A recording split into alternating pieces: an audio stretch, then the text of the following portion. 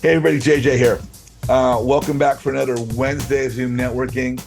Just every day is a fantastic day, and I love just getting on these Zooms and talking to wonderful people and being blessed to have phenomenal people in my life I can call my friends and to bring them to you. The young man we have on today is a friggin' true rock star. He's a genius. I love this guy. He's out of Pace Morby Sub 2 community. He's also out of Amy Majoya's Raising Private Money community. Um, the young man, started through retail field and eventually started to study real estate investment and became an entrepreneur and is now a successful investor. And I'd like to introduce my good friend, Mr. Jose Turincio. Jose, how are you, my friend? I'm doing good. Hi, everyone.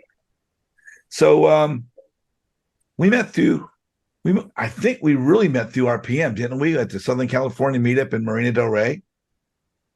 Yeah, we met at Amy's workshop, and you were probably the first guy that came straight at me once I entered that room. And you're like, "Hey, I'm JJ, and I do this networking, and here's my card." And you taught me how to do, we took a picture together, and we saved, each other's contacts. So definitely a big welcome came from you in that workshop.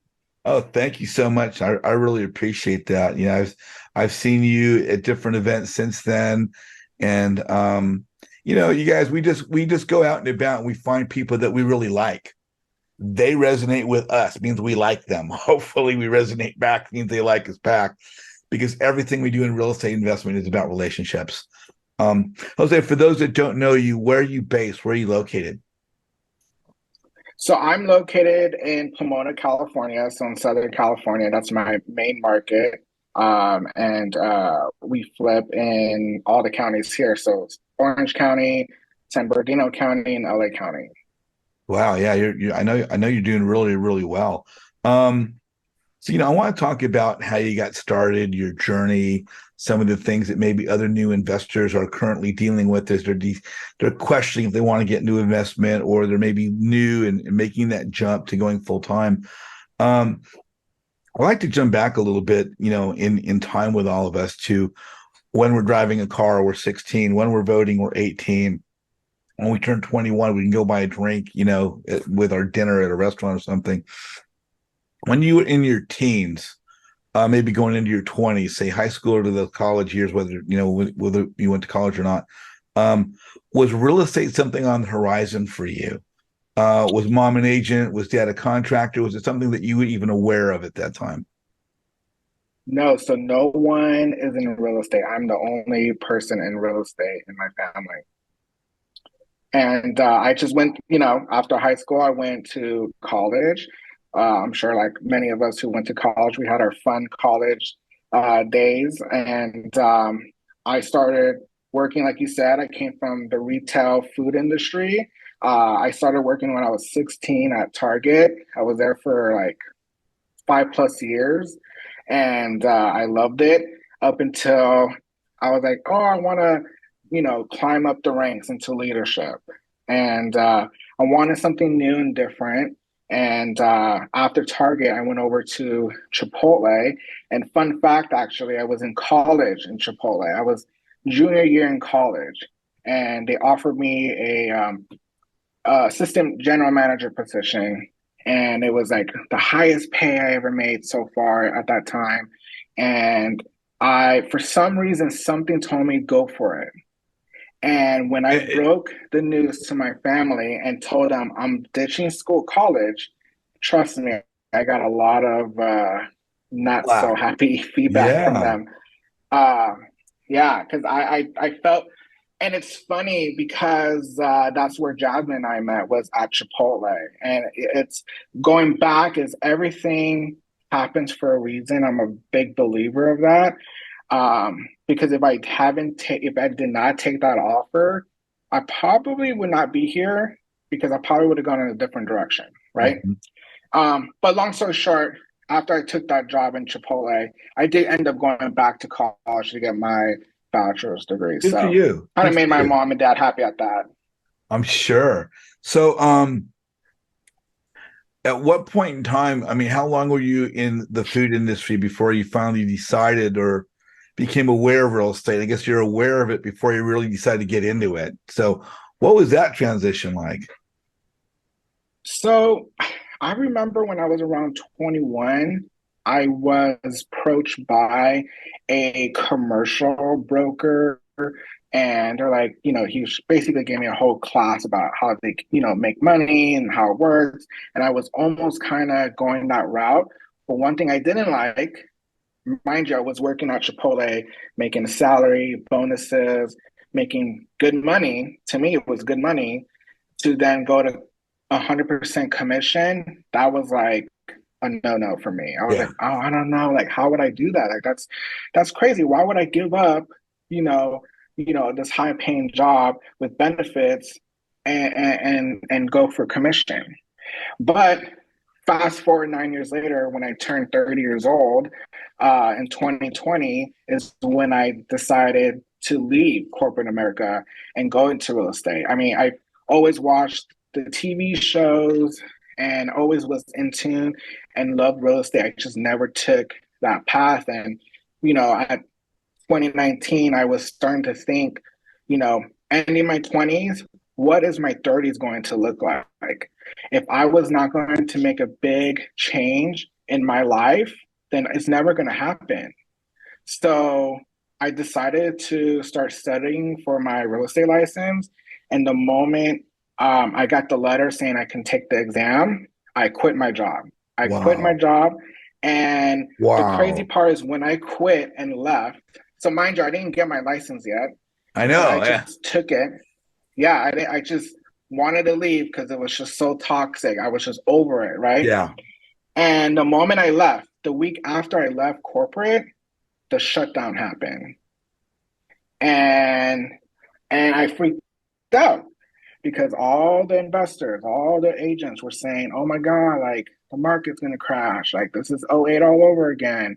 And I didn't know. Like I was just like, "Holy crap, I made the wrong move. Like I'm embarrassed. Like this is crazy." But I kept, I just trusted the process. I trusted and believed what I wanted to do, and it was the right move.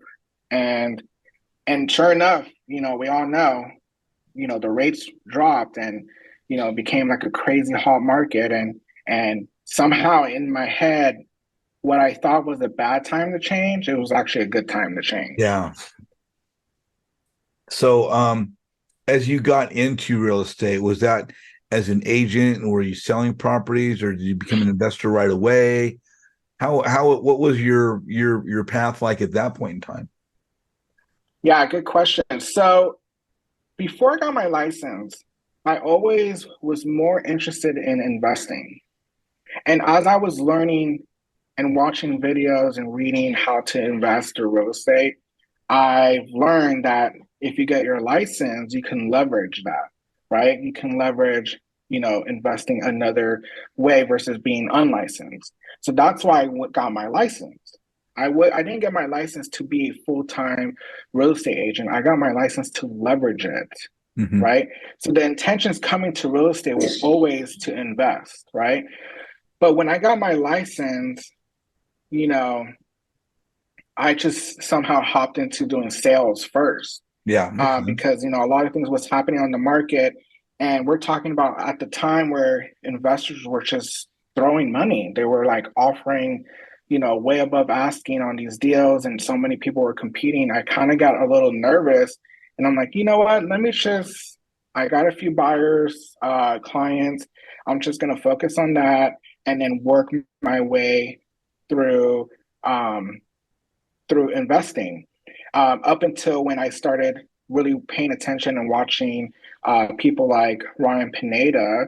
And that's where I actually got my first coaching. I was part of his rookie program when it first came out. Oh, When it okay. first came out, it was super cheap. And I'm like, you know what, I'm gonna do it. I'm gonna do it. I got his online program that he's doing the online coaching, and I learned the whole flipping in that first year. And in that first year is when Jasmine and I got back. We she was looking to buy a house. She ended up being my client, and I was telling her all the story that I was, everything I was learning, and we decided to build a company together. But fast forward after that, um, with Ryan Pineda, his is an annual membership. So Oh, towards the end of the membership, I wanted to see who else is out there.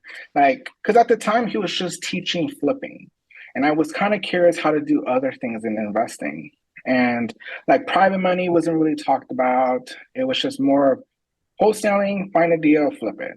Right. But I knew what I was getting stuck on was the private money part. Um, that's when I found Pace more because I don't know if you guys know this, but Ryan Pineda had a podcast back then. He interviewed Pace, and that's where I discovered Pace. And he's like, I have a community. I do this and this. I'm like, whoa, what's that? So I started watching all his YouTube channel, and I was like, you know what? I'm going to join his program. So I joined his program, and maybe like 2 months after joining, Pace did a video with Amy Majori.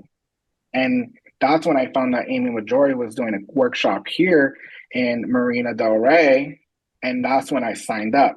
I remember telling Jasmine, hey, I'm going to go meet this lady, do this workshop, because she said she's going to teach about private money. That's all she does. I'm just going to do it. And that's where I met JJ. wow, cool.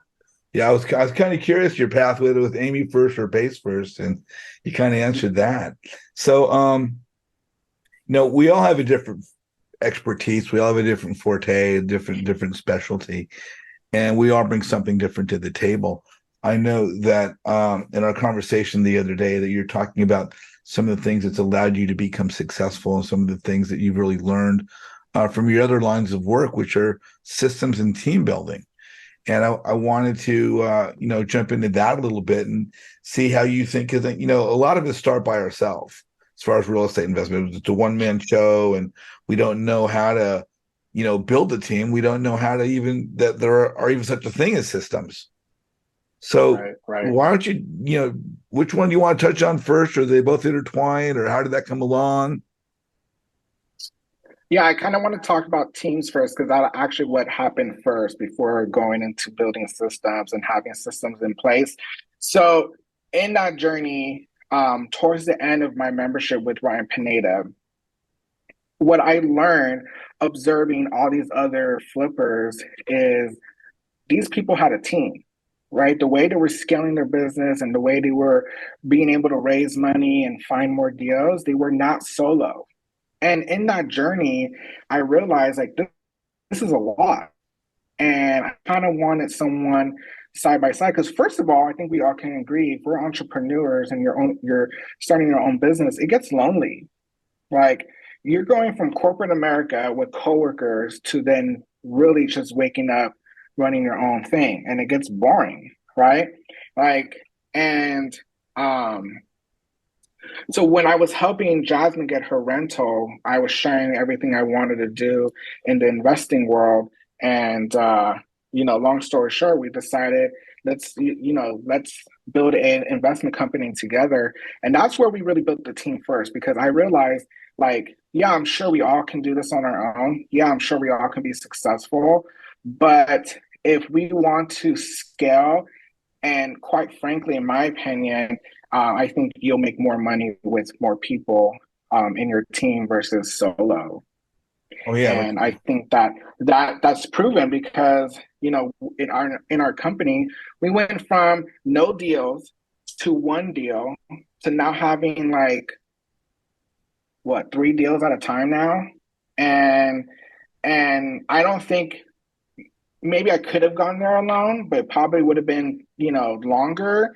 And I feel like, what I thought in the beginning of having someone with me side by side is what really kind of like speed up the process.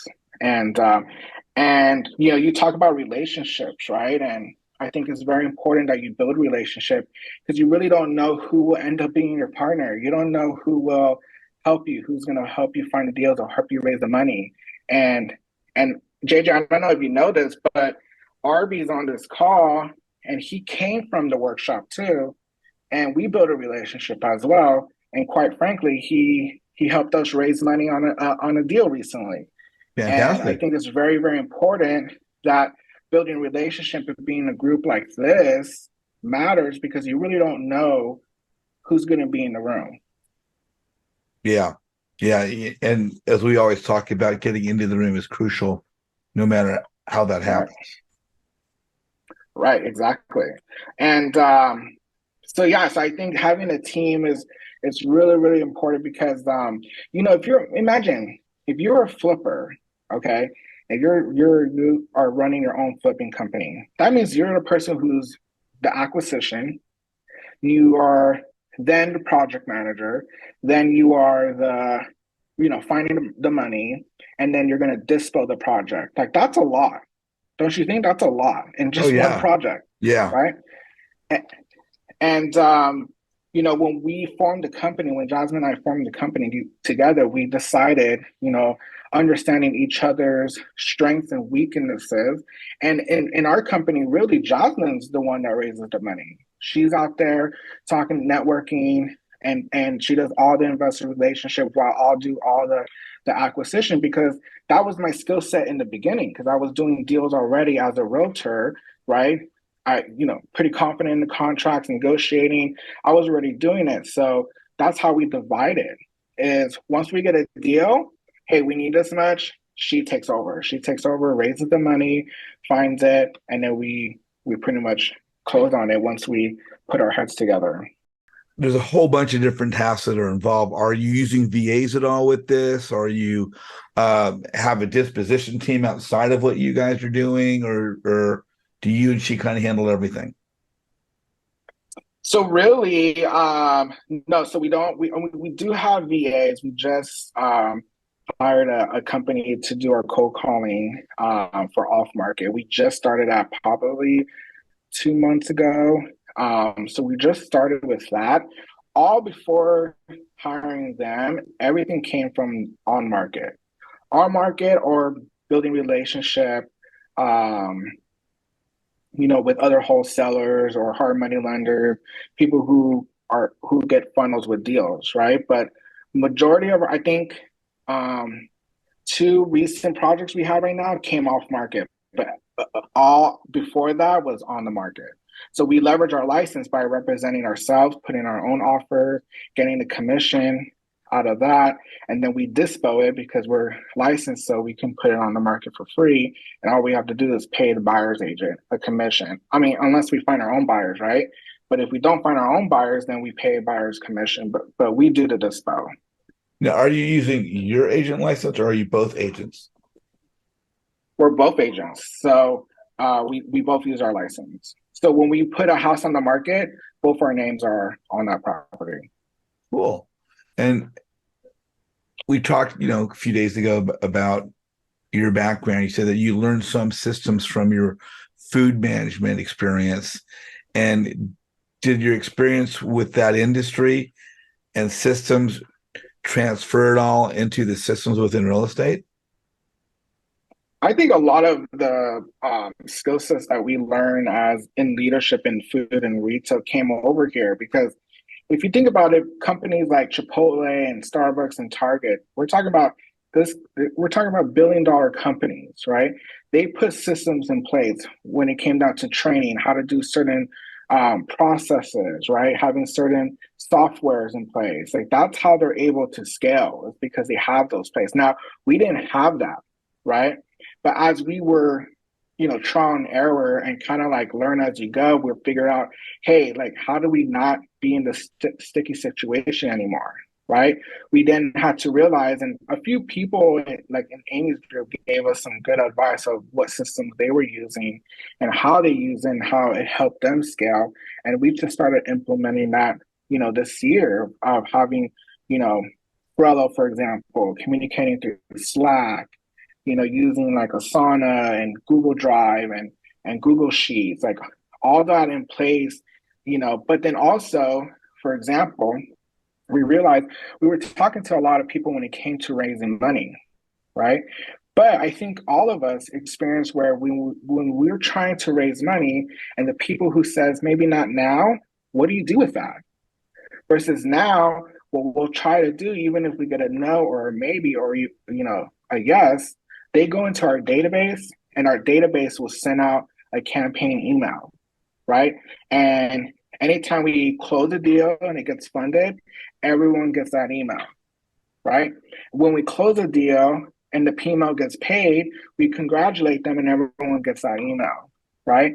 We do that because you said no and maybe, but we want to turn that cold lead hopefully into a warm hot lead later in the future. But if we don't hold their data, then we're pretty much losing that lead, Mhm. right? Just because they said no doesn't mean that they may not fund us, you Later. know, a year or Yeah. 6 months, right? No. So to end that is having that, having those systems in place and having the CRMs, it's very, very important. But we were not doing that in the beginning. It was like all text phones, phone numbers in there, but you can't scale like that, right? You can't scale like, it's funny when we did our first project together, we were doing videos and sending them we were texting to the PML. But how can we do that and scale it? Without doing it, we can't just send text to every PML. That's like not effective, right? So now what we do is we send progress project updates via email through the email blast, right? So they get that every time we do a progress update. But before we weren't doing that, right? And now we're getting pretty good feedback. Because now they're seeing it. It looks professional. Our logo's on it. And even if it's talk about the project, we put buttons on there that says invest with us or schedule a consultation with us, because you never know who's watching and you never know who has their funds coming soon, right? Because we have a few people that says, hey, I want to invest with you guys, but my money's locked up in a CD or some other investment vehicle, and it's going to end in 2 months. So best believe Jasmine and I are going to make sure we hold on to Hmm. your Hmm. lead, because, we're going to contact you in 2 months, right? And they're going to see how consistent we are, that we're just not all show, we're not all talk. They see all our work through those emails. That's awesome. That's awesome. Um, we got Jasmine on right now. Can we bring her on for a minute? Jasmine, how are you? Good, good. How are you? I'm good. So you and Jose have actually taken your team and got it going and rolling, huh? Yeah, definitely. It's been quite a journey just this past year, and I'm so excited about where we're at and where we're going to go, where we're going to go in the future. I believe Jose had said that you're actively working the raising private money part. Is that something you just enjoy, or did it kind of get handed to you, or how did you guys decide how that was going to happen? So I actually profoundly remember this conversation with him when he, was talking about real estate with me before I, quit my job and started doing this as well. And he said, "You don't think you could go into a room and raise money?" And I was like, "No, I don't know what you're talking about. Like, there's no way." But I know that I'm a social person and that I love connecting with people. I think I'm really outgoing and I love, really getting to know people transparently. So when he kind of told me about that role and obviously told me about Amy, so then I joined Amy's program as well. I realized that that was my space and what I was going to strive in. And so I think we took it from there. And I realized, I like talking to people. I enjoy, um, really getting to know them and letting them know about me and what we're doing. And yeah, I think that that's how it came about. He didn't force me into it. I think it just kind of naturally played into that. So Yeah, as you guys have started to work, were you guys starting out with like single family home projects? Are you doing that still, or more? Was it commercial, multifamily? What became your target project? So I think for us, we started on the fix and flipping, right? I think that's what we were most confident in. We had a lot of education in it, and I think we just stick to what you know first off, right? So as of right now, we really just focus on the fix and flip. However, the reason why I wanted to join and the reason why I joined Sub 2 is because I want to start learning on building a rental portfolio and how to do the Sub 2 and all that stuff. But I was just always like flipper, flipper, flipper. I want to flip, flip, flip. But guess what? What they don't tell you until you start learning is the capital gains tax and all that other stuff, right? You don't talk about that on HDTV, right? And later on, I'm like, okay, well, I can't. Jasmine and I always talk about this. We can't always flip because Uncle Sam is just gonna love us because we're just giving away free money at that point, right? And so right now, we do fix and flip, but we want to segue and start learning the sub twos and get rentals. We have another good friend of ours who we are, partnering. She's really good at underwriting multifamily. Her background is multifamily, and we definitely built a great relationship with her, and that's where we're kind of learning because we do want to tap into the multifamily. Actually, in fact, couple months ago, Jasmine and we were negotiating on our first apartment deal. Like this was, I don't even remember how many units it was. It was in Victorville, pretty big, like 3 buildings. Wow. And Now, was this a fix and flip? kind of funny. We didn't know no, we were going to try to keep it. And kind of funny is, we didn't know what we were doing, but we just did it, right? We just took action. We negotiated. We felt like, okay, let's get these. We knew we needed to bring in a money partner, which we did. We pitched them the whole property. We had all the reports. They loved it so much. Where they're like, all right, cool. I'll help you be the capital partner. But long story short, we didn't end up getting that apartment deal. We had troubles with the seller. It didn't work out. But that's the furthest we went to multifamily. And it's funny, we talk about, couple, maybe duplex or triplex, but for some reason, Jasmine were like, screw the duplexes and let's go straight to the big one, 50-unit apartment. Yeah, like it's crazy, but we hope to do that soon. Obviously, when we get to know more people, and I'm sure a lot of people here might be experiencing that space, we would love to connect with you guys because all that stuff is I'm not confident in, but definitely that's the whole purpose of being part of networks like this, right, JJ? Is we're all diverse in different sectors in the industry, and that's why it's putting collaborate with each other and help each other grow. Yeah, exactly. No, bring people together constantly. So what's in store for you guys? What do you guys have in line for the future? I mean, you've kind of already segued into that. You're looking at multifamily. Is it commercial? Is it hotel? Are you open to all of them? Or are you just going to focus mainly on hotels now or multifamily?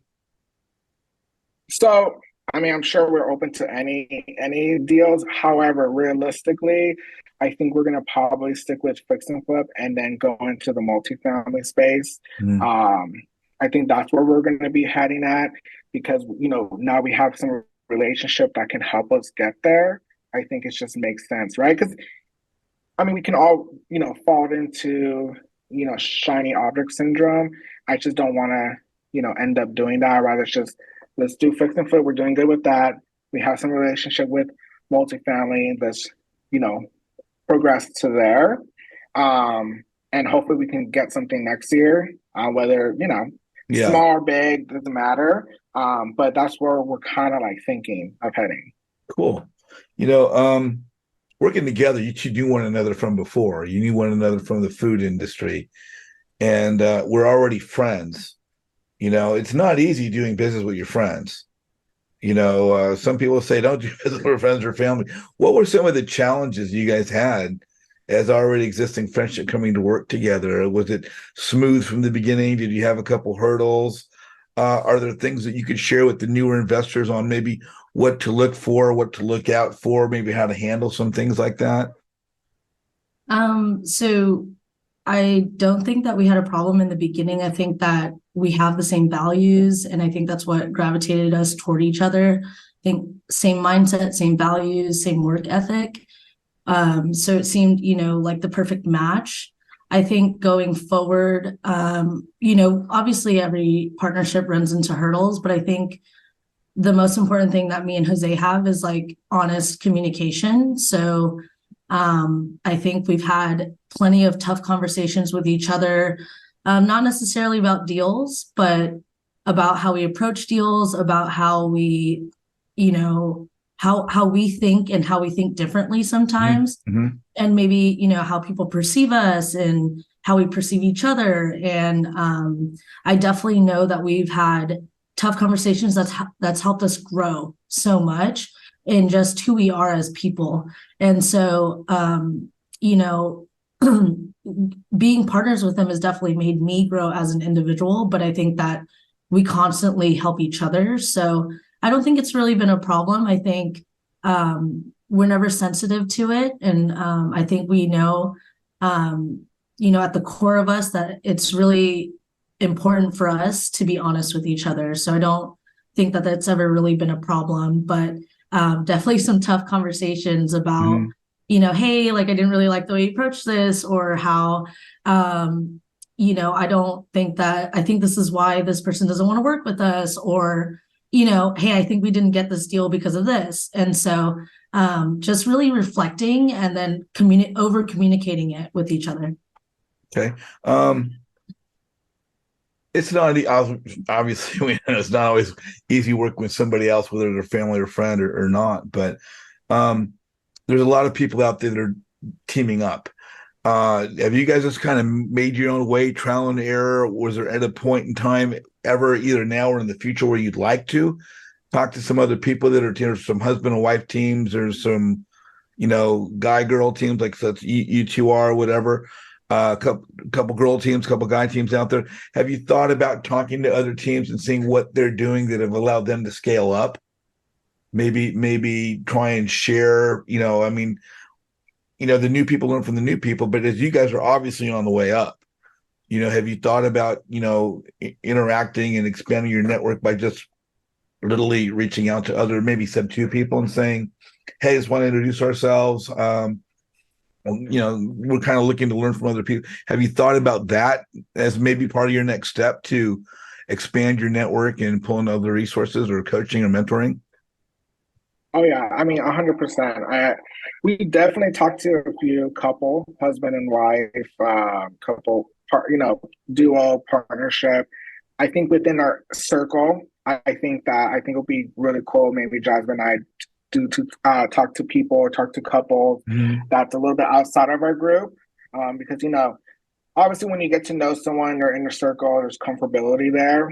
But I think that will be really good, challenging for us too, and something that we can learn and share ideas is when it's outside of the circle, because you just get different perspectives, right?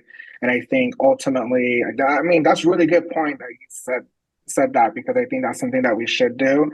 I mean, we're never not doing it. I think it's just obviously, somehow we do talk to a few, but I mean, we should be talking to more, definitely. Yeah, it's amazing. I was in Denver last week, actually for a Dodgers game, to see the Dodgers play the Rockies, and I was fortunate enough to catch up with Angie and Dominic Milanazzo, and we had dinner one night. They invited me to their office the second day, and I kind of saw how their office has grown actually over a period of time, and they've brought on additional people. So I'm kind of seeing, in that regard, how a two-person team has expanded, now having an office. Like, I'm working out of my home right now, and other people are as well. And, people will do that. And then obviously, maybe get an office space, which grows and grows and grows. But I just thought where you guys are at, I thought it might be an option to consider, because, you're pretty well known within our community, and people are getting to know your names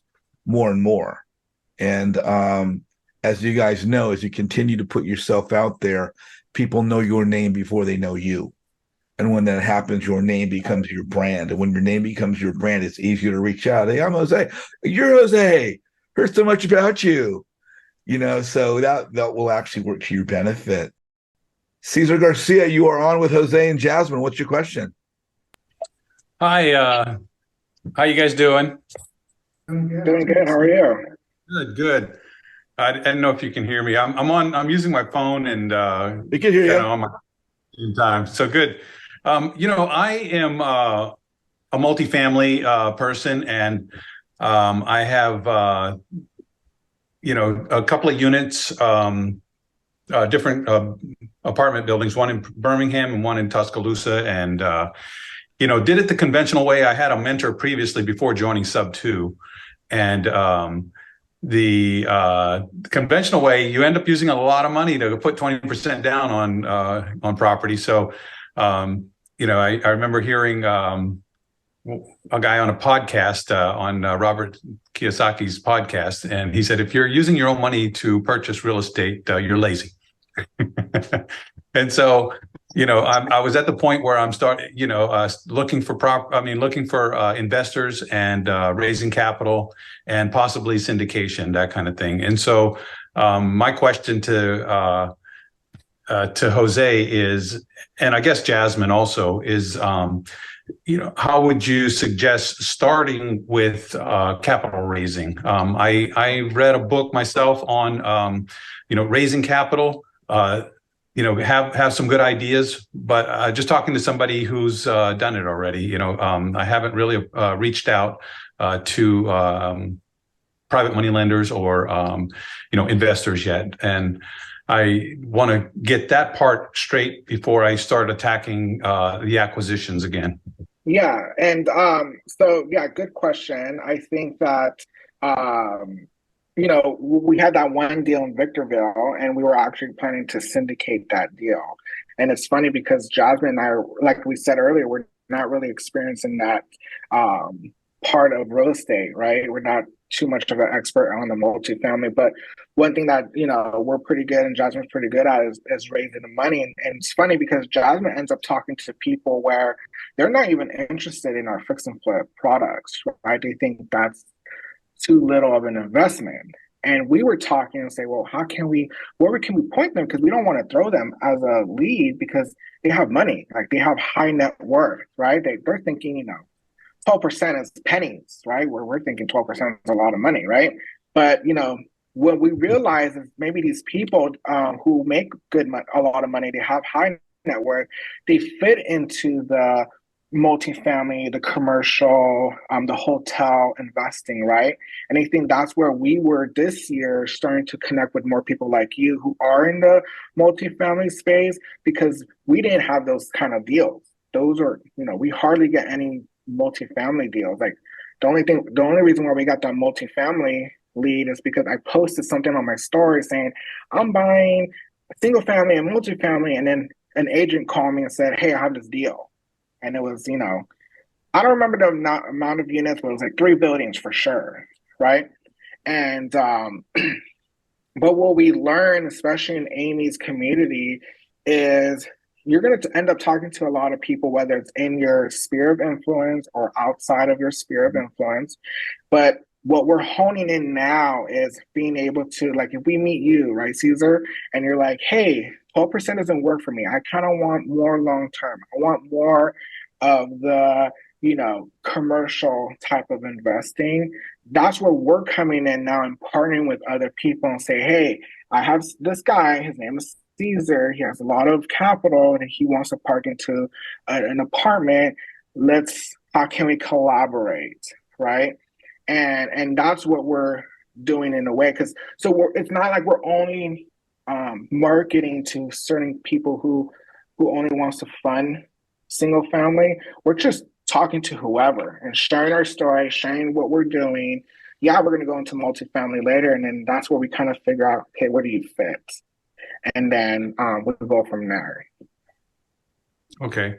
I guess another question would be, are you focused on the community? Are you in sub 2? You said you are, right? All of us are. I am. Yeah, we all are. But I'm very guilty. I'm not really involved in sub 2. Shame on me. I should be. And JJ punish me, okay? Because I should be more involved with sub 2.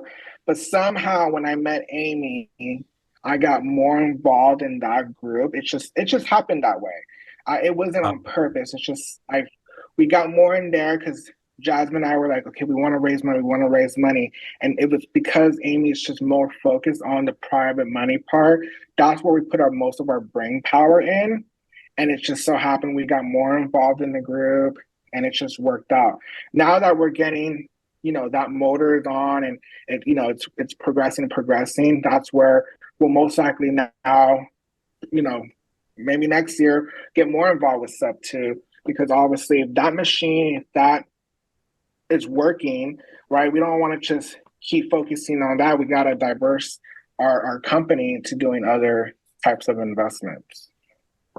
Yeah, I guess the question would be, I should have led into was sub two sub two has gator lending, and a lot of people in that part are also private money lenders. And so I was wondering if you tapped into those private money lenders that are gators, and also through RIAs or just networking everywhere you can. All of the above. When it comes to raising capital, yeah. I guess you just got to go after it.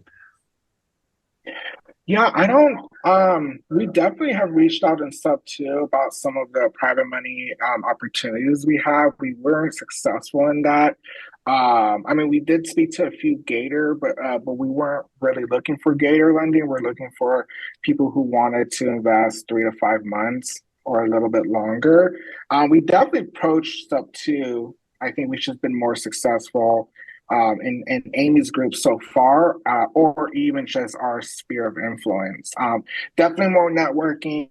Jasmine and I were just talking about that, is adding some more networking into our calendars, whether it's small meetups, conferences.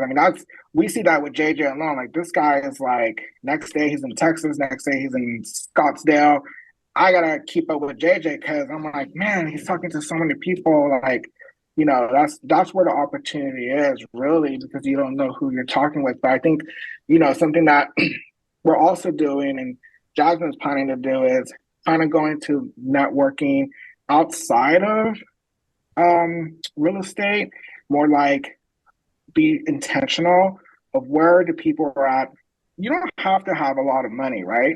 It's just about people who have, CDs, 401ks, HELOCs. Maybe they just have 100K sitting in their bank. Yeah. And they don't have to be in real estate. They can be in a medical convention, a tech convention, something along those lines. And just really something that,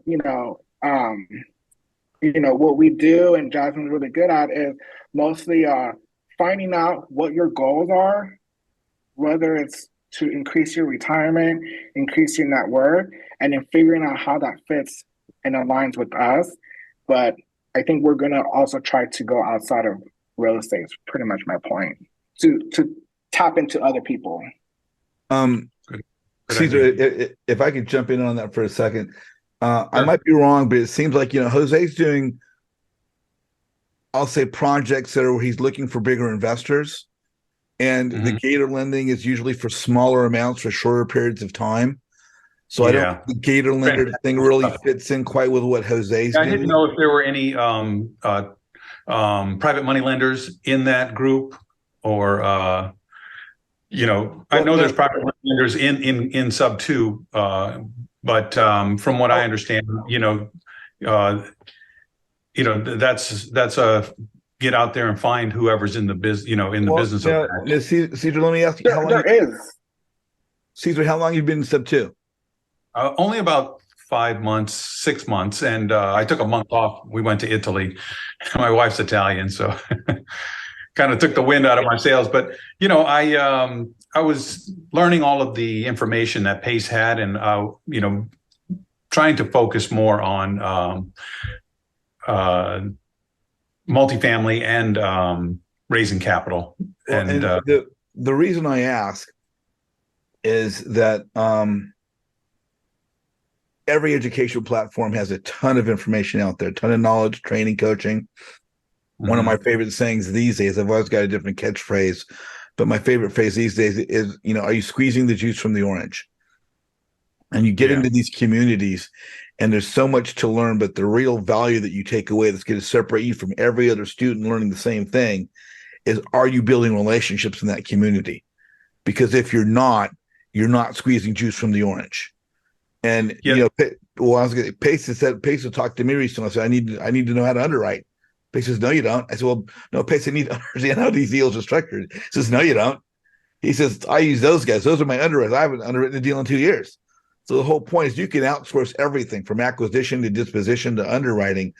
But what you can't outsource is marketing Cesar Garcia. That you have to build the relationships. You need to be visible. People need to know who you are, because that's where your opportunity is going to come from. Networking leads to visibility, and visibility is opportunity. There's a ton of private money lenders out there. Some are reputable, and unfortunately, some aren't. But the only way we're going to really be able to, I don't know, cut the fat off the bone and have this real solid content there is by really getting to know not only the people that are doing the deal, but the other people that are in the same circle we're in. Because now I can ask Jose, and Jose can ask Jasmine, and Jasmine can ask Amy, and Amy can ask Fred can ask Barney, and Barney can ask Wilma, you know, and now we've got just our network, you know. But I really believe that the key to the next step for everyone that's looking to build their business is how they're surrounding themselves with successful investors, how they're building their network, because that's going to be the make or break for how you get to the next level. That's why everybody wants to be around Pace. And really, to add to that, Cesar, too, is definitely, like, there are private money lenders in sub two, right? Sometimes, you know, they're tapped out, right? And they probably don't have funds available, right? For sure there are people there, but like to JJ's point too, is with this group alone, you don't know who, maybe they are not private money lenders themselves, but they know someone who will be a private money lender, right? I'll give you an example. Arby, who's in this group, was in the same workshop as me and JJ last year. Build a relationship with this guy, right? Always, you know, hanging out and talking about real estate. And come this year, he's like, hey, I have a private money lender for you. And that private money lender lent us $250,000, right? $250,000. So, but my intention was never that Arby was going to know a private money and he was going to bring us a private money lender. Never was that ever my thought, right? But because we built our relationship, because he's seen our social media, he sees our products, he sees our flip, our progress, and he, you know, he's like, hey, and he shared our story with that person, and that person's like, get him on the phone, get Jose on the phone. And that's what happened. You know, never have I thought, that's what I said is very important. Like, never have I thought that Jasmine, where we worked in Chipotle years ago, she was my employee, never thought that we're going to be partners together in business. We say this all the time. We went from rolling burritos to flipping homes. Never have I ever thought that was going to happen, ever. And we talk about that. Never, you were never even on a plan, but somehow that worked, right? And you just never know. But if you tell your journey, if you're always posting about your journey, right? And I think a lot of times what we're learning too is people don't, yes, of course they invest because they want to return. But what they really want to invest is with you, the person who's the investor, right? They want to work with you. They like you as the individual. They've seen your work. They just want to be part of the ride. They want to be part of your journey, right? And I think that's where we're seeing the success. Yeah. You know, and I just finished reading the book, Who, Not How. Yeah. And so much of that is put into it. And it's like, you know, who do I talk to, not how is it done? And one of my other favorite phrases, I've got about 114 of them, is don't chase the deal, chase a relationship. You know, people deal with people, work with people that you hear know, like, and trust, but people do business with people they like. They cannot like you, Cesar, if you're not visible on social media. For those that are in groups such as Sub 2, if they don't know you exist, they can't like you. And if you're not visible, they're not going to know you exist. Yeah. You know, 90 to 95% of any group is invisible, flat out, period, if not 95 to 97%. Jose, Jasmine, looks like we had a really great call. We're already passing into the second hour. I want to thank you for being here. Jose, let me ask, if folks want to follow up, they've got questions about different things, you've got fields of expertise, you've shared a lot of gold nuggets. What's the best way for people to reach out to you? Is it your MySpace page or TikTok? Is it you have a website? There's two ways you guys can contact me, and please feel free to call, text me at any time. I'm always open to and want to meet and connect with more people. Feel free to call and text me anytime, or you can follow me on Instagram, Jose Turincio. I'm pretty heavy on Instagram, not really a Facebook kind of guy. Well, really appreciate you being on today. Jasmine, thank you for joining us. Hey, if you guys are watching on YouTube right now, you're watching Jose's video, please like Jose's video. Please put some of your takeaways into the comments and let us know what you think. Again, if you want to follow with Jose, that'd be best for him through his Instagram, and that's Jose Turincio on Instagram. If you want to connect with me, get into networking, learn how to build your visibility, build your network, look for me on my website, jjzizian.com. There's a little flashing register now button. But, look for more videos coming up on Flip Side Up with JJ. We've got a whole bunch of good speakers lined up through the rest of the year. And as always, we try and have breakout rooms afterwards and just help you guys to meet other people and build your network. So, Jose, I guess Jasmine, we'll see them in the future the second time around, right? Well, guys, thanks for joining us. Thanks, JJ. Thank you.